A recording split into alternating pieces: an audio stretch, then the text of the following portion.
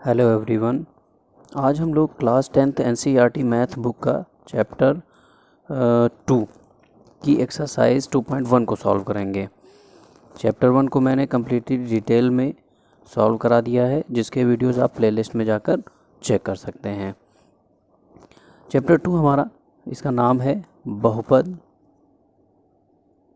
2.1 solve करने से पहले हम लोग थोड़ा सा बहुपद के बारे में डिटेल्स में पढ़ेंगे कि बहुपद होता क्या है। बहुपद की जब हम बात करते हैं तो डिटेल में थोड़ा सा लिख लेते हैं इसके बारे में।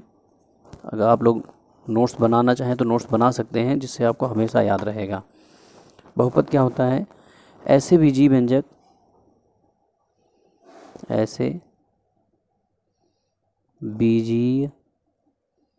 व्यंजक को बहुपद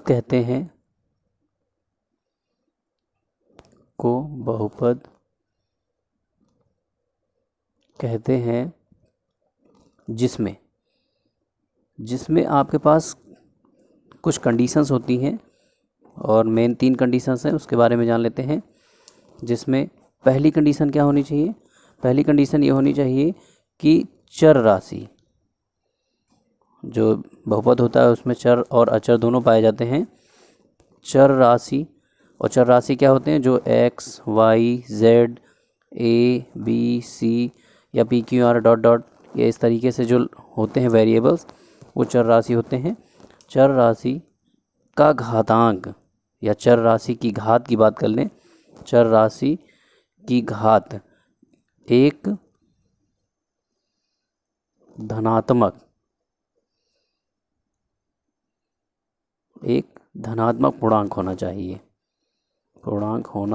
चाहिए। अभी इन तीनों पॉइंट्स के बारे में हम लोग डिटेल में अभी और चर्चा करेंगे। सेकंड कंडीशन क्या होती है? सेकंड कंडीशन ये होती है कि पदों की संख्या, जो बहुपद में पद होते हैं उनकी संख्या, पदों की संख्या निश्चित होनी चाहिए। एक पद हो, 2 हो, 3 हो, 4 हो, पर ज़्यादा पद नहीं होने चाहिए। और तीसरी जो कंडीशंस होती हैं, तीसरी कंडीशन ये होती है कि प्रत्येक पद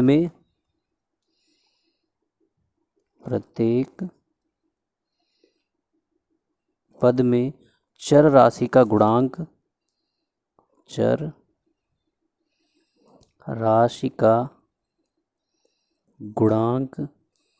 एक वास्तविक संख्या होनी चाहिए। वास्तविक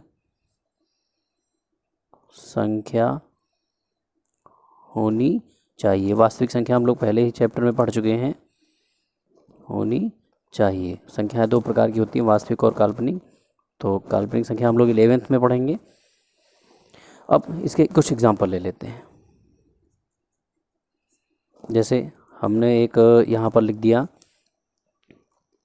x³ + 2x² + 7x। तो क्या ये बहुपद है? पहले इसके बारे में देख लें। अब देखिए, इन कंडीशंस को पढ़ते हैं और चेक करते हैं।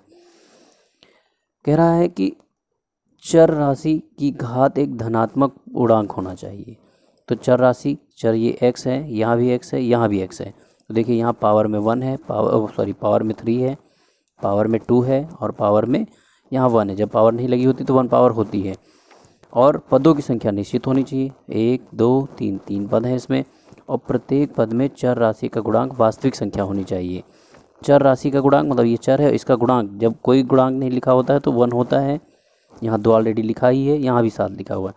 तो देखिए, ये तीनों कंडीशंस फॉलो कर रहा है। इसका मतलब क्या हुआ कि ये एक बहुपद है। इसको हम कह सकते हैं बहुपद है। ठीक, ये तो पहला एग्जाम्पल था। एक और एग्जाम्पल लेते हैं। जैसे हम एक एग्जाम्पल लेते हैं x² - 1/x। क्या ये बहुपद है? गेस कीजिए आप लोग।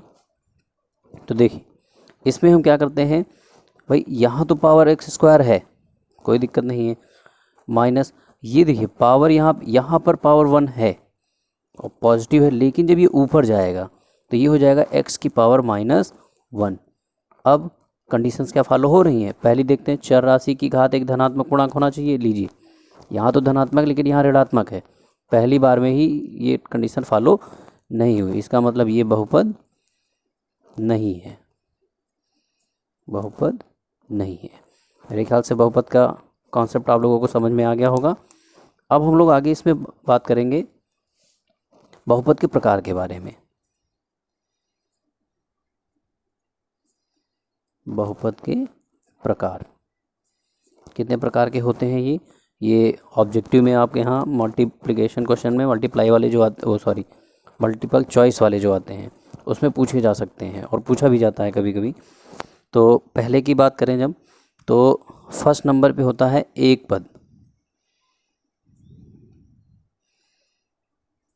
एक पदी बहुपद कह लें या एक पदी सीधे सीधे कह लें, तो एक पदी का मतलब ये होता है जिसमें एक पद हो, एक पद चर होना चाहिए और उसकी घात हो या ना हो, एक्स स्क्वायर हो गया या एक्स भी लिख सकते हो, 7x हो गया या -3y हो गया, ये सब एक पदी हो गए। सेकंड नंबर की जब बात करेंगे तो सेकंड नंबर में आता है द्विपदी, द्विपद या द्विपदी। तो द्विपदी क्या होते हैं, जिनमें दो पद होने चाहिए। दो पद का मतलब हो गया एक्स स्क्वायर प्लस एक्स, ये देखिए एक पद हो गया, दो पद हो गया। और एग्जांपल ले सकते हैं 3x स्क्वायर प्लस वाई, इस तरीके से कह सकते हैं 3y प्लस जेड, ये सब आपके द्विपदी हो जाते हैं। फिर नंबर 3 पर आता है, और मेन आपको 3 ही पढ़ने ही होते हैं, त्रिपदी। त्रिपदी में अब देखिए यहाँ एक पदी में एक था, द्विपदी में 2 हैं, तो त्रिपदी में कितने होंगे, 3 होंगे। 3x³ plus 2x square plus x, इस तरीके से कह सकते हैं, या x square plus x plus 1, इस तरीके से कह सकते हैं। तो ये हमारे क्या हो जाएंगे, त्रिपदी हो गए। एक चीज़ और यहाँ पे आती है, शून्य बहुपद। शून्य बहुपद किसे कहते हैं, शून्य बहुपद। जब हम शून्य बहुपद की बात करते हैं तो शून्य बहुपद वो पद होते हैं जिसमें चर की घात क्या होनी चाहिए, शून्य होनी चाहिए। शून्य बहुपद का मतलब हो गया चर की घात शून्य। शून्य का मतलब 0 होनी चाहिए या 0 हो, उसी को हम कहते हैं शून्य बहुपद। इसके भी एग्जांपल लेके हम लोग इसको सॉल्व कर लेते हैं। जैसे हमारे पास यहाँ पे लिखा हो 3, मान लीजिए इस तरीके से 3 लिखा हुआ है, क्या ये बहुपद है? अब यहाँ चर तो नहीं है, ये अचर नंबर है, तो हम इसको क्या कहेंगे, बहुपद है कि नहीं है? तो देखिए अगर हम इसके साथ x की घात 0 लगा दें, और किसी भी संख्या की घात अगर 0 हो तो उसका मान हमेशा 1 होता है, तो इसके मान पे कोई फ़र्क नहीं पड़ेगा। इसका मतलब ये हो गया कि ये भी आपका बहुपद हो जाएगा। ठीक,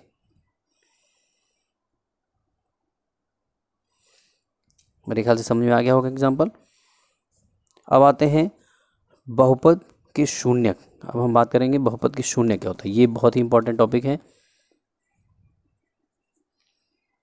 बहुपद के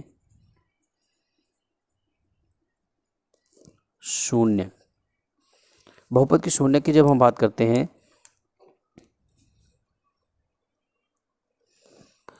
तो इसमें हम ये कहेंगे कि बहुपद के शून्यक, या इन्हीं को हम मूल भी कहते हैं, ये 2 नामों से जाना जाता है, बहुपद के शून्यक या बहुपद के मूल। तो ये कैसे पता करते हैं, तो इसकी ये कंडीशन होती है कि ये मान के चलिए चर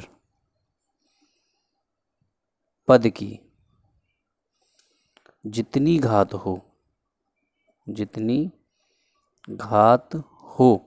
बहुपद के उतने ही शून्यक होते हैं, उतने ही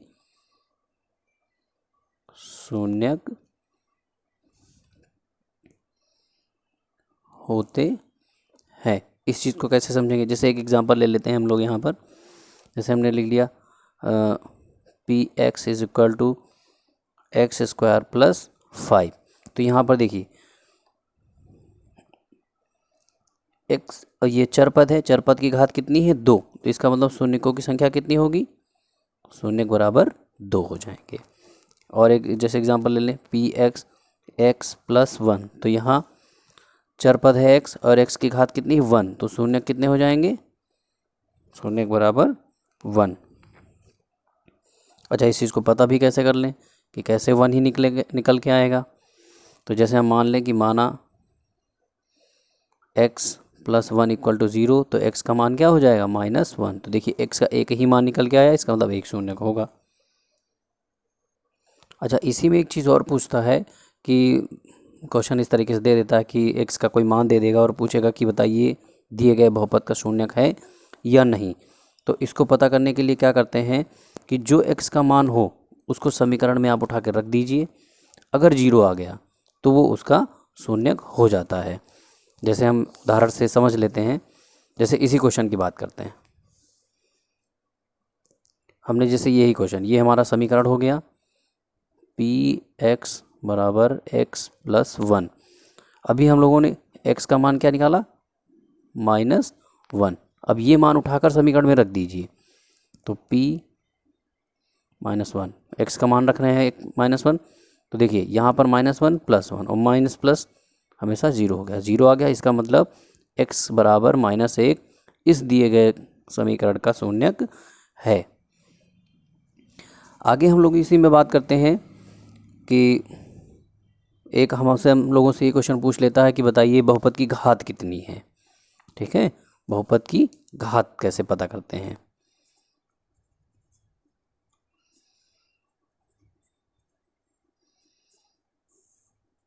तो बहुपद की घात पता करने के लिए क्या करते हैं, ये इसके बहुपद की घात के अकॉर्डिंग अगर हम देखें तो ये भी आपके 3 तरह से होते हैं। पहले नंबर पर आता है रैखिक बहुपद,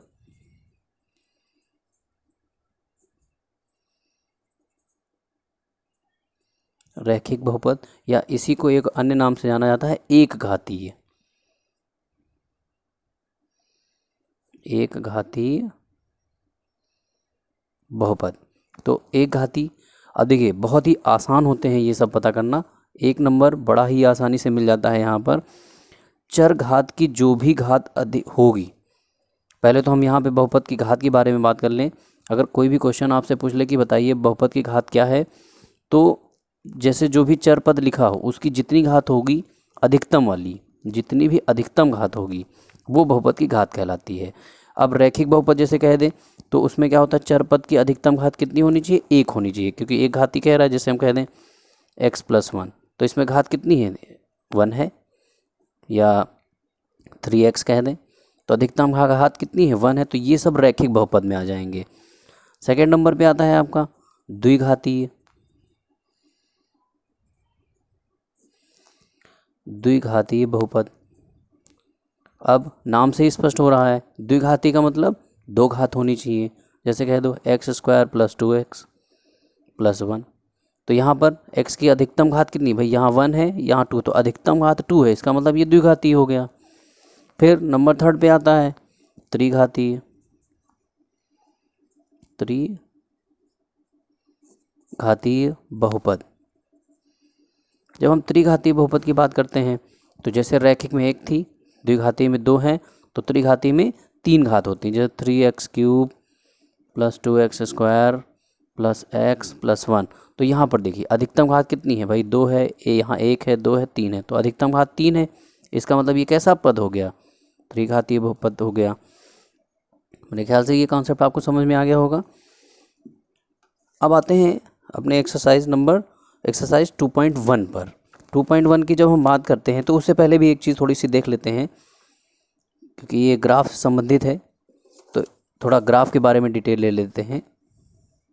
ये देखिए इस तरीके से होते हैं। तो ये तुम्हारा x अक्ष होता है जिसको कहते हैं x एक्सिस। इधर जो होता है उसको x' या x' अक्ष कहते हैं।